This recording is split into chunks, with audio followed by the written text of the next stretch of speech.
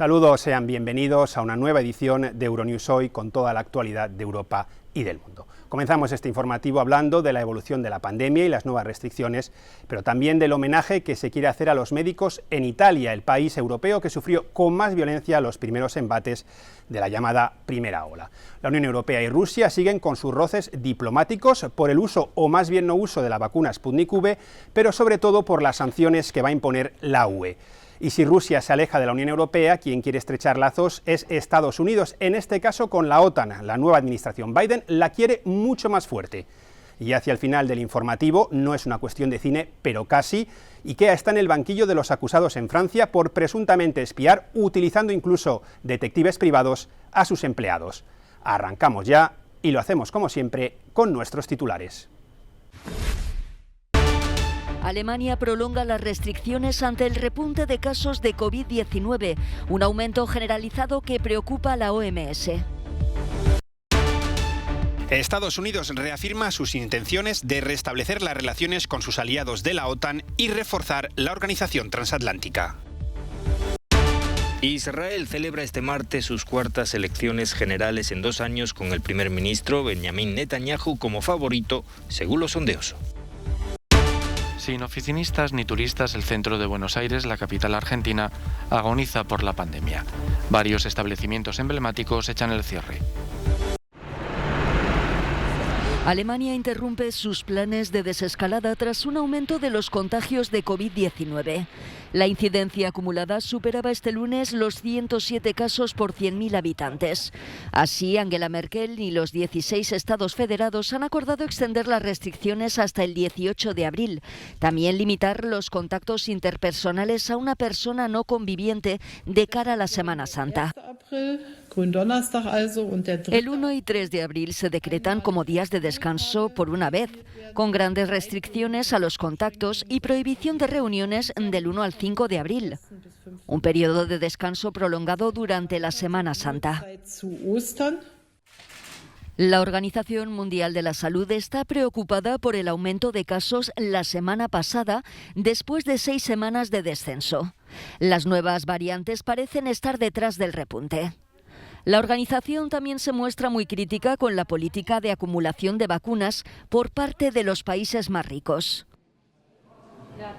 La brecha entre la cantidad de vacunas administradas en los países ricos y la cantidad de vacunas administradas a través de COVAX crece cada día y se vuelve más grotesca cada día.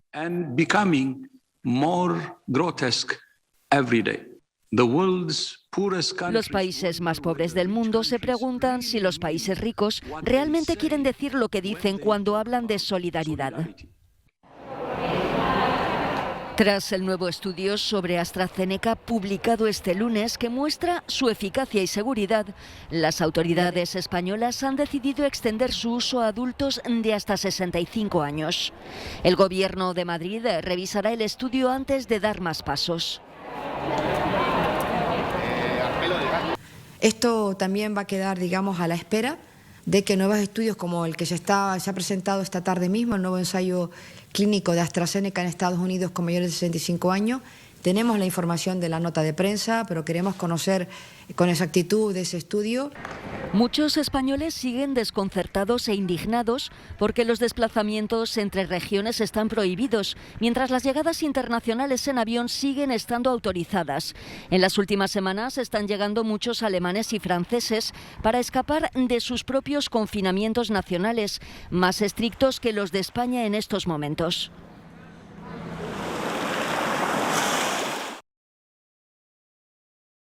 Italia es uno de los países que más ha sufrido este último año por la COVID-19. Más de 105.000 personas han perdido la vida y la pandemia ha arrastrado al país a una terrible crisis económica. Ahora se quiere hacer justicia con los sanitarios que luchan y han luchado en primera línea contra el virus, nominándolos al Premio Nobel de la Paz 2021.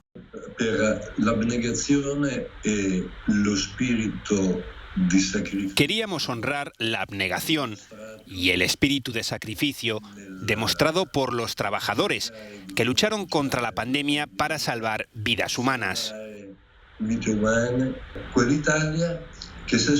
La nominación es para todos los italianos que hicieron un milagro. Al principio muchos pensaron que era una lucha imposible.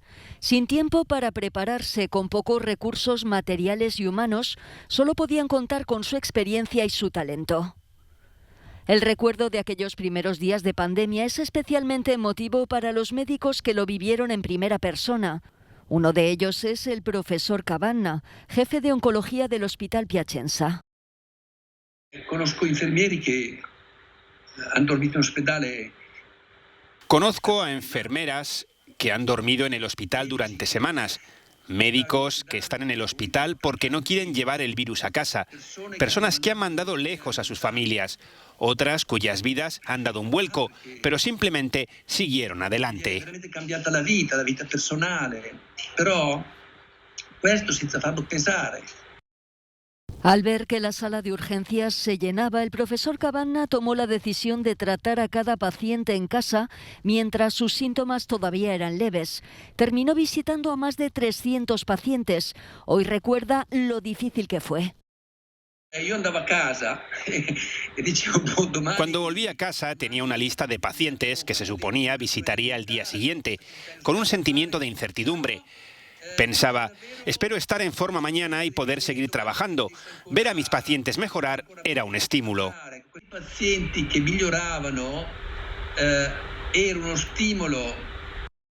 El hecho de que la nominación al Nobel de la Paz incluya a todos los trabajadores sanitarios de Italia lanza un mensaje importante según sus promotores.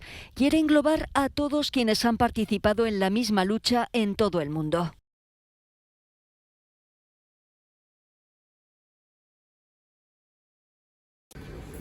Mientras Roma sigue confinada, una treintena de migrantes de Sudán y Eritrea se preparan para salir de la capital italiana rumbo a sus ansiados destinos en Francia, Reino Unido, Alemania o Países Bajos. Andrea, de la organización Baobab Experience, les reparte los billetes de tren y les explica en árabe los trucos para lograrlo. Todos los días tenemos entre 5 y 20 migrantes pidiendo ayuda para llegar a otros países, comenta. Creo que las autoridades están felices de que la gente se marche de aquí.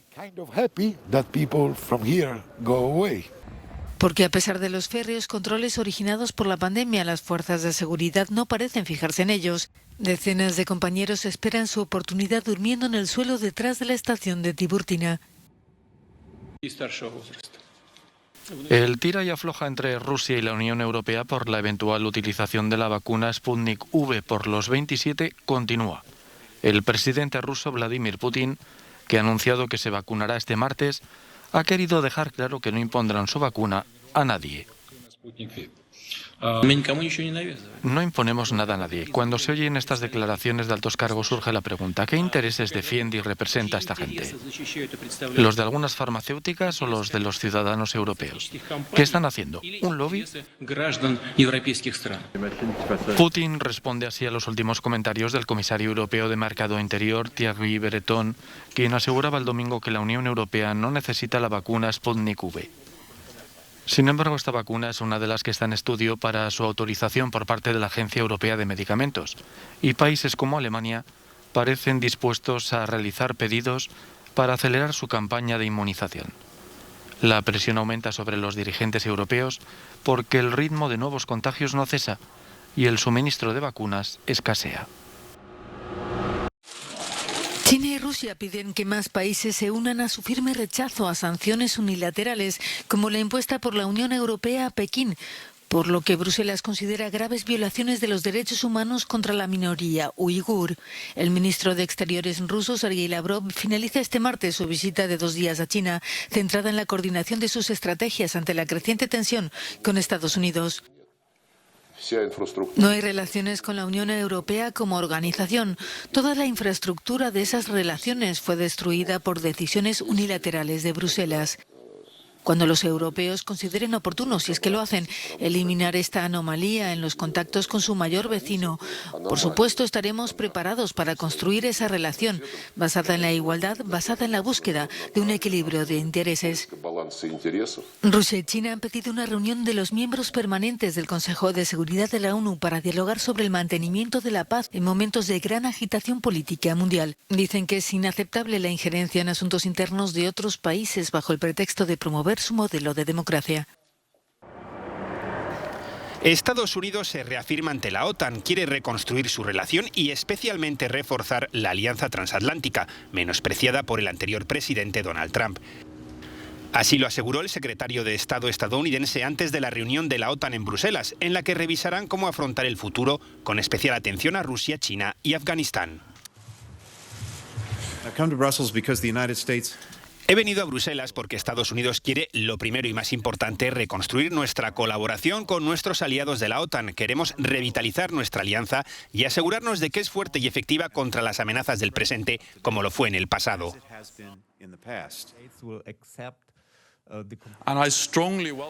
Doy fuertemente la bienvenida a este mensaje de la administración Biden sobre reconstruir alianzas y reforzar la OTAN. De eso se trata nuestra iniciativa OTAN 2030.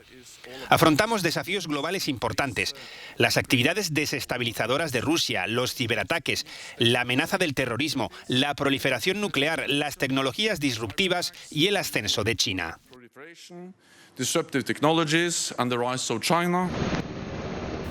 En cuanto a Afganistán, tanto la OTAN como Estados Unidos no descartan ninguna opción sobre si seguir o abandonar el país. El secretario de Defensa llegó por sorpresa el pasado domingo, pero no se ha pronunciado sobre si las tropas estadounidenses abandonarán Afganistán el 1 de mayo, como acordaron la pasada administración Trump y los talibanes. El actual presidente Joe Biden ya ha asegurado que será difícil cumplir con el plazo.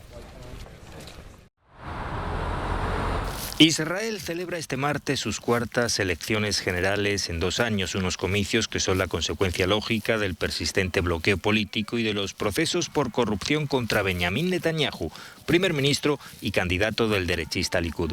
El centrista Yair Lapid es su principal rival, pero tiene más enemigos. Es la primera vez en las elecciones israelíes de los 2 últimos años que existe una campaña contra Netanyahu proveniente de la derecha. Esto es diferente. Por tanto, si Netanyahu crea una coalición, solo los más extremistas de la derecha le apoyarán esta vez. El primer ministro ha depositado sus esperanzas de reelección en el éxito de la modélica campaña de vacunación israelí. Sin embargo, más de 6.000 personas han muerto tras contraer la COVID-19 y la economía del país se ha visto duramente afectada por los confinamientos. Las protestas contra Netanyahu se han reactivado en los últimos días. Mucho dependerá del partido nacionalista de derechas Yamina, liderado por Naftali Bennett, que se supone que es parte del bloque pro-Netanyahu, pero que ha dejado su posición un poco ambigua para preservar la posibilidad de apoyar al bloque de la oposición.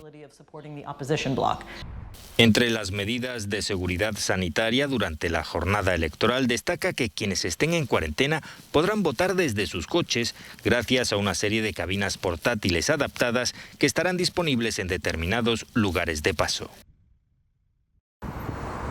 Edificios vacíos, calles en silencio. El centro de Buenos Aires, la capital argentina, agoniza, como tantas otras ciudades del mundo, por las consecuencias de la pandemia que llevan a muchos comerciantes a bajar la persiana. Entre los establecimientos que han anunciado su cierre está la emblemática Sastrería Olazábal, que vistió a los expresidentes Raúl Alfonsín y Carlos Menem. El tema fue la pandemia. Tuvimos 6 meses cerrados, de marzo a septiembre, y después realmente decidimos cerrar por todo lo que está pasando acá. No hay turismo, no hay oficinistas. En el centenario Café Tortoni se sentaban Carlos Gardel o Jorge Luis Borges. Ahora no entra casi nadie por las restricciones de viaje para argentinos y turistas. Quienes lo hagan al regresar deberán aislarse y someterse a cuidados estrictos. Las fronteras continuarán cerradas para turistas extranjeros, como lo están desde el 24 de diciembre último. La crisis se ceba con los más débiles. Nicolás y Sara se ven obligados a vivir en la calle con su hijo Yamir, de 3 años.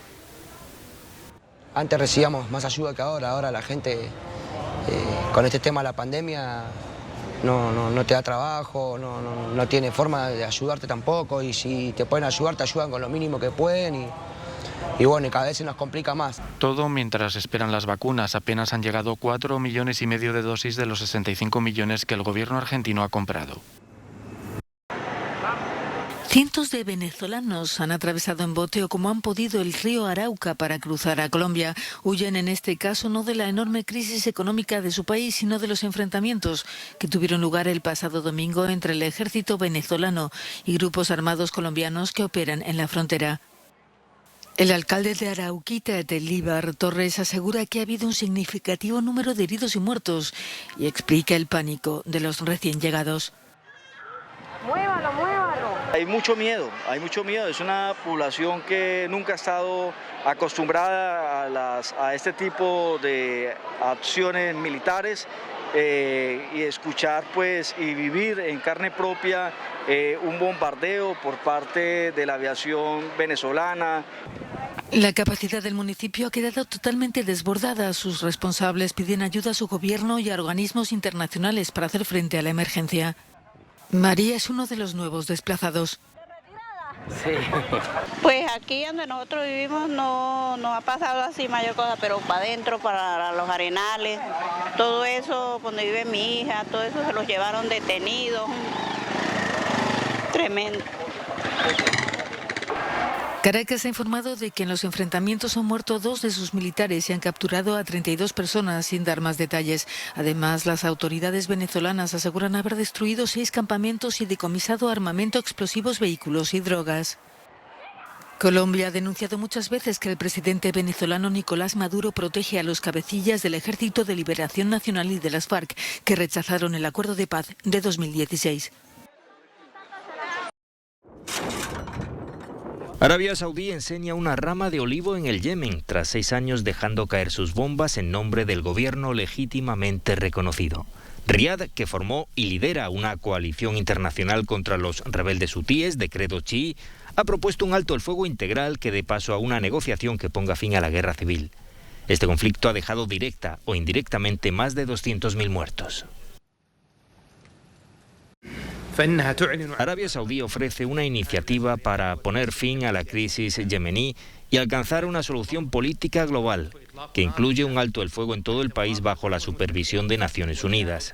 La iniciativa, que contempla la reapertura del aeropuerto de Sanaa, la capital, en manos rebeldes, ha contado con la mediación de la ONU y del Sultanato de Omán y llega tras un preocupante incremento de los ataques contra el territorio saudí. Los rebeldes hutíes, que cuentan con el respaldo de Irán, aún no han contestado. IKEA juzgada en Francia por espiar supuestamente a sus empleados. La multinacional sueca se sienta en los tribunales acusada de dirigir un complicado sistema de espionaje que se servía de agentes de policía y detectives privados para controlar al personal y a los solicitantes de empleo.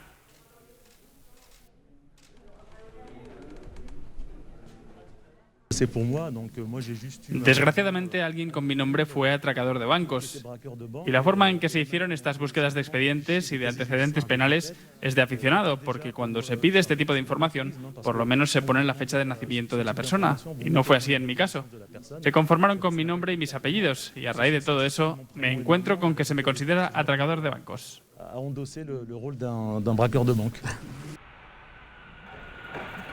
IKEA tiene 10.000 empleados en Francia. Se enfrenta a multas de hasta 3,7 millones de euros. 15 personas han sido llevadas a juicio, entre ellas antiguos encargados de tienda y ejecutivos. Te recuerdo, por ejemplo, que no existe estrictamente ninguna calificación penal relativa a un sistema de espionaje. Basta con leer los términos del auto de remisión para convencerse de ello, por lo que decir que había un sistema generalizado de espionaje en esta empresa es materialmente falso y jurídicamente falso. También hay 4 policías acusados de entregar información confidencial. Los cargos incluyen recopilación ilegal de información personal, recepción de información personal recopilada ilegalmente y violación del secreto profesional, algunos de los cuales conllevan una pena de prisión máxima de 10 años. Hasta aquí llega esta edición de Euronews Hoy. Gracias por acompañarnos una vez más. Ya saben que pueden seguir informándose en nuestros boletines televisivos y en todas nuestras plataformas digitales. Les dejamos ya con el No Comment del día. Nos vemos en una próxima ocasión.